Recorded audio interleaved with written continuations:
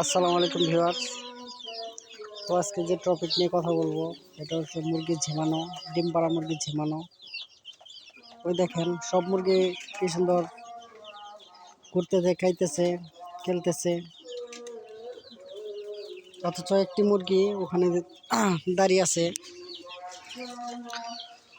এবং ওখানে দাঁড়িয়ে দাঁড়িয়ে ঝিমাচ্ছে, চোখ বন্ধ করছে, আবার ঘুমোচ্ছে মনে হয়, ঘাটটি ছোটো করে ফেলছে, হাঁটা চলাফেরা দুর্বল। তো এই মুরগিকে কিভাবে পরীক্ষা করবেন, কি হয়েছে আগে দেখবেন, শরীরে জ্বর আছে কিনা। আমি যেভাবে দেখি সেভাবে দেখবেন। তো মুরগির গায়ে জ্বর আছে কিনা দেখবেন এভাবে। জ্বর না থাকে তাহলে বুঝবেন যে রানীক্ষেত হওয়ার সম্ভাবনা আছে। রানীক্ষেত হলে তো ট্রিটমেন্ট নাই বললেই চলে। তো আমার মুরগির জ্বর আছে, তো 3 দিন মুরগিকে নাপা সিরাপ, ভেনামাইসিন খাওয়াবো, তারপরকে আপনাদেরকে দেখাবো যে ফল কি আসে। আর ঠান্ডা লেগেছে কিনা সেটা পরীক্ষা করার জন্য নাকে টিপ দিবেন।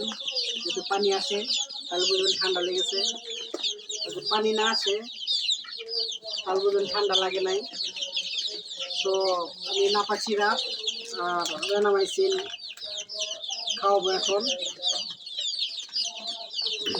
সিরিঞ্জ দিয়ে খাওয়াবো নাপা সিরাপ। তো আপনারা দেখেন কীভাবে খাওয়াই আমি। আপনি পরিমাণ খাওয়াবেন নাপা সিরাপ।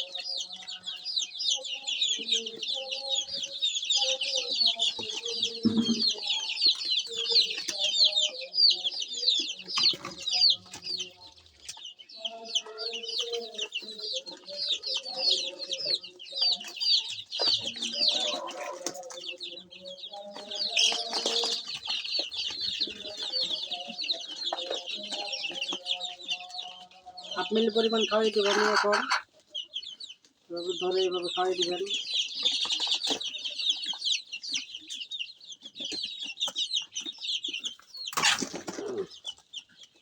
এটা খাওয়ানো খুব সমস্যা।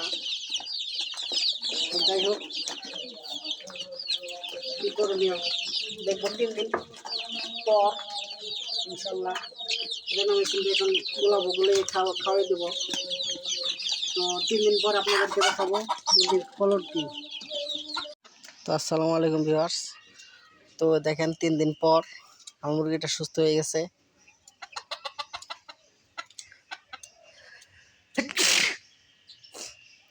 ঠান্ডা লেগেছে আমার নিজেরই। দেখেন কি সুন্দর লড়াচড়া করতেছে।